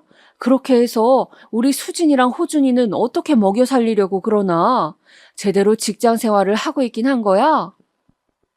이 말에 곧장 사위는 날이 서서 받아쳤고 결혼한 이래 한 번도 정면으로 부딪혀 본 적이 없는 저와 사위는 전례 없는 큰 싸움을 하게 되었어요. 장모님, 제가 다 알아서 할 일이에요. 제 머릿속에도 충분히 생각이 많습니다. 아무렴 장모님 말씀처럼 처자식이 있는데 이렇게 계속 있을까요? 그런 얘기는 굳이 하시지 않는 게 좋을 것 같아요. 저는 저대로 화가 나고 집에서 너저분한 몰골로 있던 사위는 똑같이 치부를 건드렸다 생각한 건지 이날 딸이 아무리 말려댄다고 해도 이 싸움의 불길이 잘 잡히지 않았어요. 결국 서로 상처만 진득하게 입은 채 저는 이 집을 나왔고 얼마간 딸로부터도 싫은 소리를 듣게 되었어요. 엄마, 대체 왜 그런 거야? 내가 이 사람 볼 면목이 없잖아. 우리 시어머니가 매사 그런 식이라서 내가 이 사람이랑 얼마나 싸웠는지 알아? 그런데 엄마도 똑같이 하면 어떡해. 매일매일 이 사람이랑 살아야 하는 나는 어떡하라고. 딸 역시 저를 원망하는 모습을 보이니 진짜 여러모로 실수했다 싶어 저도 머쓱해지더군요. 그래서 몇 번 사위에게 이런 상황을 풀어보고자 연락을 했지만 단단히 삐졌는지 전혀 전화를 받지 않는 거예요. 많이 속상하고 마음이 풀리지 않았지만 그런 차에 갑자기 이전에 알던 직장 동료로부터 새로운 일 제의가 들어온 거예요. 자식을 저만치 키워놔도 별다르게 큰 낙이 없다 싶어 여러모로 힘들던 저에게 이런 제안은 새롭게 느껴졌어요. 자기, 전에 요양보호사 자격증이 있다고 했지? 따기만 하고 안 쓰면 뭐해? 우리 친척 언니가 이번에 지방 쪽이 새로 열었어. 거기 좀 자기가 가서 도와주면 안 돼? 이런 제안을 들으니까 저도 약간은 호기롭게 느껴졌고, 안 그래도 홀몸인데다 크게 신경 쓸 일도 없는 거로 얼마간 지방에 있는 요양원에 가 있게 되었어요. 거기에 기숙사가 있기 때문에 숙식 다 해결되고 문제가 없긴 했거든요. 단지 딸의 상황이 조금 마음에 걸렸으나 딸 역시도 제가 크게 자기 일에 관여하길 바라지 않는 눈치였어요. 이것이 참 서글프기도 했지만 어쩔 수 없다는 생각이 들었어요. 엄마 미안. 내가 좀 안정되면 연락할게. 이 사람 요즘 직장 이직 준비하고 너무 바빠. 집에 잘 들어오지도 않고 눈만 마주치면 우리는 요즘 계속 다퉈. 호준이도 너무 불쌍하고 나도 너무 힘드네. 이런 와중에 엄마가 온다고 해서 별로 달라질 것도 없어. 내 인생 내가 알아서 살아야지 어쩌겠어. 이런 사정을 듣고 저도 꽤 어두운 마음으로 요양원에 가게 되었고 거기서도 나름 적응한답시고 일이 꽤 많았어요. 잘 안 맞는 직원분들과의 관계 때문에 무척 힘들었던 와중 내 나이도 얼마 안 있음 환갑인데 비슷한 또래부터 그 위까지 어르신들 모신다는 게 참 버겁게 느껴지더군요. 그러고 1, 2년 정도의 생활을 정리하고 그간 전화나 영상통화만으로 연락을 하던 딸네 집에 아주 간만에 들리게 되었어요. 원래 살았던 작은 투룸은 집주인에게 말을 해서 그 사이만 세를 주었고 올라갈 때 다시 연락해서 어찌저찌 공간을 되찾게 되었어요. 다행히도 집주인 딸이 잠깐 지냈던지라 사정이 좋게 마무리되었는데요. 아무튼 그렇게 들어오자마자 그간 얼굴을 못 본 딸이며 손주 생각도 나고 여전히 언짢은 감정이 남아있는 사위 생각도 나더군요. 집에 짐을 풀고 살림살이를 정돈하면서 근처 시장에 가서 장도 봐오고 반찬거리도 대강 만들어 봤어요. 딸에게 따로 연락은 하지 않고 근거리에 있는 집에 들려보았는데 벨을 눌러보니까 손주가 뛰어나오는 거예요. 우와, 할머니다! 할머니예요? 이렇게 토끼마냥 깡충깡충 뛰어대는 손주를 보니 어찌나 귀엽던지 반찬통 내려놓고 현관에서 들쳐앉고 얼굴을 부비댔답니다. 그러고 들어갔더니 딸은 주방에 있다가 절 보고 아주 화들짝 놀란 거예요. 어머, 엄마, 언제 온 거야? 아니, 한 달 정도 더 있는다 하지 않았어? 어머머. 이러면서 연신 놀라길래 저도 웃으면서 반찬통을 식탁 위에 올려두었어요. 너네들 보고 싶어서 얼른 한 걸음에 달려왔지. 그 집 그대로 살 거고 엄마 짐 가방도 다 안 풀었어. 근데 여기서 광장시장 가서 장 봐가지고 급하게 나물이랑 다 해온 거야. 밥 안 먹었지? 얼른 먹자. 그래서 하나씩 열고 하는데 제 기분 탓이었는진 모르겠지만 국을 담고 나물을 정돈하는 딸의 표정이 썩 밝지는 않은 거예요. 그래서 얘가 또 사위랑 싸운 건지 아니면 뭐 언짢은 일이라도 있는 건지 약간은 신경 쓰이더군요. 일단은 그렇게 알고 식탁에 앉았고 그새 또 한두 살 먹어버린 포동한 손주를 보니까 마냥 너무 귀엽더라고요. 계란말이를 올려주면서 저도 한 입 먹으려고 하는데 옆에서 말없이 밥만 먹는 제 엄마를 두고 손주가 이상한 말을 하는 거예요. 처음에는 저야 당연히 잘못 들은 말인 줄 알았어요. 할머니, 우리 집에 엄마가 2명 있다요? 할머니도 이 할머니랑 산남동 할머니랑 2명이네? 순간 너무 흠칫해서 뭔가 했더니 할머니 얘기를 하는 걸 보니 제 친할머니와 저를 말하는 것 같더라고요. 근데 무슨 엄마가 2명이라는 건지 뭐 선생님이나 누구를 헷갈려 하나 싶었어요. 이 녀석 어디 가서 그런 말 잘못하면 안 돼? 사람들이 놀라. 밥 멀쩡히 먹고 무슨 헛소리야. 이러면서 제가 다시 한수를 뜨며 딸을 쳐다봤어요. 그런데 딸은 절 보더니 다시 손주를 힐끗 보고는 복잡한 표정을 짓는 거예요. 아까부터 딸 표정은 계속 안 좋은 게 어디 아프기라도 한가 싶은 와중에 다시 손주가 반박을 하더군요. 다른 분들이라면 이 말을 들었을 때 어떠셨을까요? 저는 순간적으로 손이 미끄러지면서 젓가락을 놓쳤고 다시 한번 손주의 눈을 빤히 보았어요. 얘가 왜 이런 헛소리를 하는지 알 수가 없었거든요. 아니야, 할머니. 우리 엄마 2명이야. 이 엄마도 있고 저기 안방 엄마도 있어. 순간적으로 제 얼굴엔 물음표가 엄청나게 많이 떠오르게 되었고 계속 손주에게 받아치며 야단을 쳤어요. 얘기 이 녀석, 아까부터 대체 무슨 소리를 하는 거야? 자꾸 그런 망할 소리 해대면 할머니한테 혼나? 왜 그래? 이렇게 말을 하면서도 도통 뭔가 싶어 안방 쪽에 저도 모르게 시선이 간 순간 손주가 자리에서 벌떡 일어나서 뛰어가는 거예요. 아, 진짜라니까? 할머니도 봐봐. 엄마, 맞잖아. 엄마! 이러면서 안방문을 벌컥 열어버리는 거예요. 전 너무 어이가 없어서 딸을 보고 한 소리를 했는데 왜 이렇게 답답하게 꿀먹은 벙어리 마냥 인상을 찌푸리고 있는 걸까요? 아니, 저 녀석 왜 저러는 거야? 네가 야단 좀 쳐라. 어디서 저런 몹쓸 장난을 치는 거냐고. 할머니! 순간적으로 공기를 찢어놓는 듯한 날카로운 손주의 목소리. 손주는 안방에 있는 붙박이장을 발로 걷어차며 여길 보라는 거예요. 어쩔 수 없이 의자를 쓱 밀고 일어났더니 딸은 계속 머리가 아픈지 얼굴을 부여잡고 숟가락을 놔버리더군요. 손주 장난을 받아주는 것도 정도 것이다 싶어 일단은 움직였고 알겠다 하면서 붙박이장을 쓱 여는 신용을 했는데요. 얼른 열고 닫으려던 저는 순간적으로 숨이 멈춘 듯 아주 찬찬히 계속해서 그 안을 보며 문을 더 밀고 열어낼 수밖에 없었어요. 이 녀석아, 할머니 똥개 훈련을 시켜도 아니? 손주의 성화에 못 이겨 어쩔 수 없이 열어본 그 장롱, 미닫이 문처럼 옆으로 쓱 밀면 열리던 그 문 말이에요. 그걸 열었을 때 제가 마주하게 된 건 그 안에 어지럽게 얽혀있던 옷가지나 이불 따위가 아니었어요. 그것보다 앞서 밀려나온 저와 나란히 눈이 마주쳐버린 엄연한 한 사람의 얼굴 때문에 가히 기절초풍하기에 이르렀습니다. 너무 숨죽여 그 눈을 마주한 탓에 제대로 소리도 못 지르고 그대로 털썩 주저앉고 말았어요. 한 4, 5초 눈을 응시하며 제가 계속 바라보았던 그 사람은 여자였고 우리 딸보다 조금 어리려나 싶은 한 아가씨였거든요. 계속 그 안에 있었던 건지 머리카락은 땀에 절어 이마에 송글송글 뭐가 맺혀 있었고 상기되어 있었고 겁에 질린 얼굴로 저를 보고 있었어요. 그러니 저도 순간적으로 물어볼 수밖에요. 누구?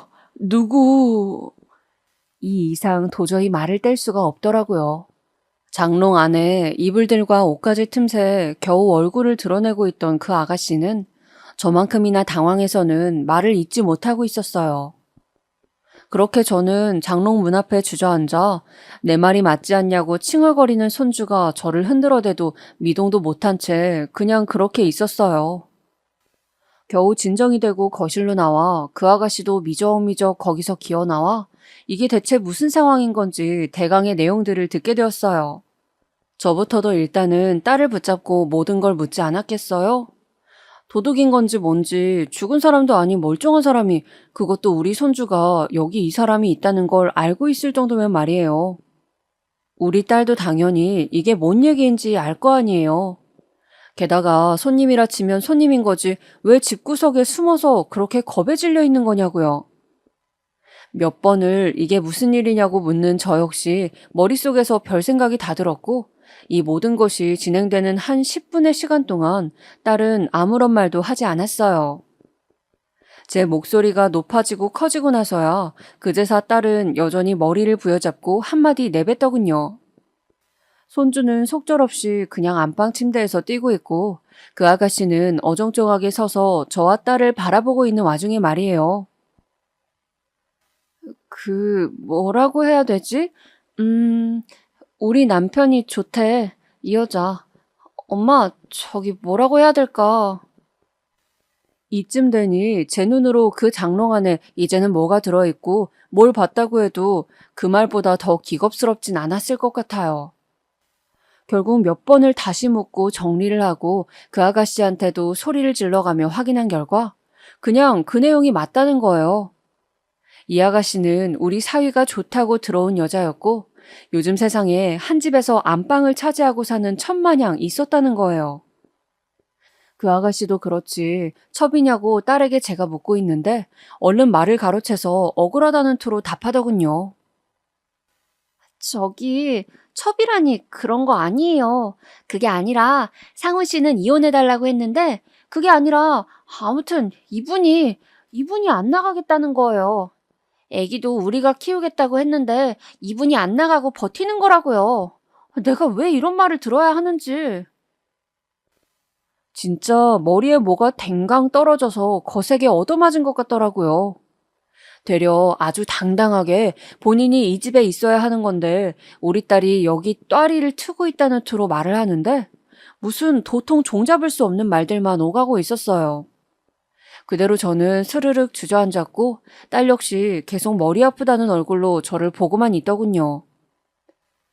너 알아듣게 설명 좀 해봐. 이게 무슨 말이야? 이게 무슨 미친 짓이야? 장난이지? 아니 대체 이게 뭐냐고. 설명을 해, 설명을. 이렇게 앙앙 소리를 질러대고 있으니 결국은 딸이 저를 데리고 베란다 쪽으로 갔어요. 그쪽으로 가면서도 딸이 하는 행동이나 말이 하나같이 귀에 잘 안 들어오더라고요. 엄마한테 말 안 했는데 일단 나랑 남편이랑 지금 이혼 얘기가 있기는 해. 좀 사정이 있어. 그래서 엄마 이렇게 올 줄 몰랐는데 아무튼 말이야, 엄마. 오늘은 좀 머리가 아파. 그냥 가주면 안 돼? 이 기집애야, 똑바로 말해봐. 저 얘기가 뭐야? 이혼은 뭐고? 네가 왜 나가야 된다는 건데? 멀쩡히 새끼까지 다 낳아놓고 키우고 있는데 네가 왜 나가? 이때 저는 대강 말을 이해하고 왁왁 소리를 질러댔고 제발 제가 이해한 내용에 조금이라도 허점이 있고 잘못된 게 있기를 바라며 화를 냈어요. 하지만 불행히도 딸의 대답은 그렇지 않았고 아직까지 이 상황은 해결이 안 되어 한가운데 손주를 두고 게다가 대체 첩이 아니면 뭐라는 건지 알 수 없는 그 여자까지 두고 집에서 대치하고 있는 중이에요. 아, 엄마, 우리 남편 말이야. 그 사람 엄마가 요양원 갔을 시점부터 나랑 엄청 싸웠어. 엄마 때문만은 아니고 아무튼 나랑도 안 좋았어. 그러더니 직장에서 만난 저 여자랑 계속 그냥 저러고 있는 거야. 둘이 살겠다고 나보고 이혼 안 해주면 가만히 있지 않겠대. 처음에는 나도 미쳐서 환장하는 줄 알았어. 딸은 얼마나 그간 속으로 피울음을 삼켰던 건지 눈을 한번 질끈 감고 숨을 고르고 있었어요. 그러고 다시 피 섞인 한숨을 내뱉으며 한마디 한마디 힘주어 말하는데 도대체가 제가 뭘 어떻게 해줘야 할지 모르겠더라고요. 어떻게 이런 기구한 일이 제 딸에게 일어날 수 있는 걸까요? 시댁도 아들 편이라 아들이 좋다고 떼를 쓰고 누워버리니 그냥 나보고 이혼해주면 안 되겠냐더라. 엄마 진짜 싹 다 미친 것들 같아. 그치? 내가 정상이고 쟤네가 미친 거 맞지? 심지어 어머니는 저 여자 불러다가 밥도 해먹였어. 아주 며느리 취급을 하고 집에 오셔서도 날 투명인간 취급하더라고. 근데 나는 어떻게 해야 해? 호준이도 내가 낳았고 나는 이 집에서 당장 나갈 수 있는 상황이 아니야. 경제력 문제도 있지만 그냥 나가면 이혼해주는 꼴이야. 게다가 호준이는 아무것도 모르고 지 아빠랑 저 여자가 이 집에 있는 걸 그냥 멍하니 받아들이고 있어. 어쩌면 내용 하나하나 다 이렇게 기가 막힌 말들 뿐인 걸까요? 손주는 아직 어려서 그런지 사리 구분이 안 된다지만 딸이 이 집에 계속 버티고 있는 이유 중 하나가 손주이기에 이젠 얘까지 미워 보이더군요.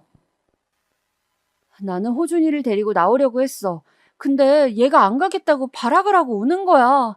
지 친할머니며 아빠며 언젠간 나타난 이 아줌마까지 다 이 집이 좋은데 왜 가야 되냐고 말이야.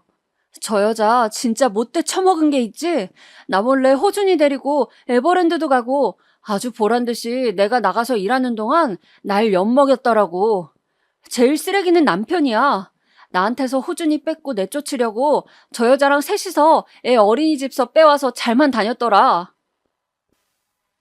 들으면 들을수록 내용은 너무 끔찍하게만 느껴져서 제대로 서 있을 수조차 없었던 저는 대강의 내용을 다 듣고 그렇게 터덜터덜 집으로 돌아왔어요.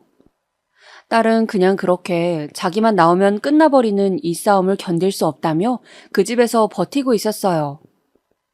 이러나 저러나 자기는 죽은 인생이나 마찬가지라고 남편의 마음을 돌려보겠다고 하는데 그게 뜻대로 되려나요? 저 역시 물 한 잔 다 못 마시고 죽만 대충 먹어가며 시간을 보내고 있고 친구들이나 아는 사람들한테 상황을 물어보기는 했었어요. 하지만 결국 모든 건 제 딸의 결정에 달렸더군요. 이혼을 하고 나오던지 계속 버티던지 말이에요. 저는 아직까지 사위 얼굴을 계속 못 본 상태고 딸은 엄마가 나서면 될 것도 안 된다며 이상한 고집을 부리고 있어요. 나 이런 말은 안 하고 싶었는데 따지고 보면 다 엄마 때문이야. 엄마가 그때 저 사람한테 뭐라고 해서 나랑 사이가 완전히 나빠졌어. 집에도 안 들어오고 여자 품에 저렇게 놓여 살다가 데리고 들어왔다고. 내 말은 듣지도 않고 내가 입만 댔다 하면 이혼하잔 소리만 해. 나도 답답하지만 답이 없어. 엄마 없이 내가 해결해 볼 거야. 아무리 주변에 물어도 이런 상황으로 끌고 갈 게 아닌데 딸은 그냥 저렇게 멍청한 생활을 하고 있는 거예요. 제가 아무리 뭐라 해도 듣지 않고 이젠 전화도 10번에 한 번 정도 수준으로밖에 받질 않아요. 그러니 저는 살아도 사는 게 아닌 것 같고 딸의 이런 얽힌 실타래가 제 짐과 죄로 느껴져 너무너무 괴로운 일상 안에 있습니다. 그런데 사람 일이 참 서슬퍼렇도록 우스운 게 말이에요. 생각의 굴레를 한참 돌다가 계속해서 어딘가로 따라 올라가 보면 결국 어딘가에서 개운치 못하게 맞닿는 지점이 있어요. 바로 저의 젊은 날, 그리고 딸을 낳게 된 경위 등 많은 것들을 떠올려 보게 되는 거예요. 제가 지었던 죄가 너무 무겁고 대단해서 그런 것일까요? 딸을 키우며 살아오는 그 힘든 날, 제 나름으로야 그래도 그만한 고생을 했으니 나름의 속죄를 했다고 생각은 했었어요. 딱히 딸을 낳아서 김 선생님 집에 데려간다든지 협박하는 일 없이 죽은 듯 살았으니까요. 그런데 이렇게 거칠게 인생이 저를 조여오는 걸 느껴보니 아직도 제가 갚아야 할 죄의 무게는 많이 남아있나 봐요. 당사자인 제가 아닌 내 목숨처럼 지켜오고 키워냈던 딸아이가 저런 상황을 겪고 있으니까 말이에요. 세상살이 참 무서운 것이 저렇게 남편의 외도로 마음에 피를 흘리고 어딘가 넋이 나간 딸을 보면 그 옛날에 제정신이 아닌 듯했던 그날의 사모님 표정들이 떠오를 때가 있어요. 그래요. 누가 크게 지적해주지 않아도 이게 다 제 죄의 무게라고 생각은 하고 있어요. 잘한 짓이라고 결코 생각하지 않고 큰 폐를 끼쳤다고 생각합니다. 하지만 그게 꼭 딸에게 이어져야 했을까? 왜 딸이 저렇게 무거운 짐을 지게 된 걸까? 이런 생각을 할 수밖에 없어요. 별개로 떨어뜨려 놓고 싶으면서도 현실에서 헤어나오지 못해 괴로워하는 딸을 보면 영락없이 제 엄마가 저지른 짓을 딸이 징벌을 받고 있구나 싶습니다. 그렇다면 이걸 계속 지켜보며 살아야 하는 것이 저에게 주어진 최종적인 벌인 걸까요? 저도 제 주제를 압니다만 계속해서 이렇게 살아야 한다는 것이 막연하게 느껴져요. 몇 번이나 이런 질문을 던졌다가도 딸의 고생의 무게를 보며 다시 입이 다물어지기도 하는 요즘입니다.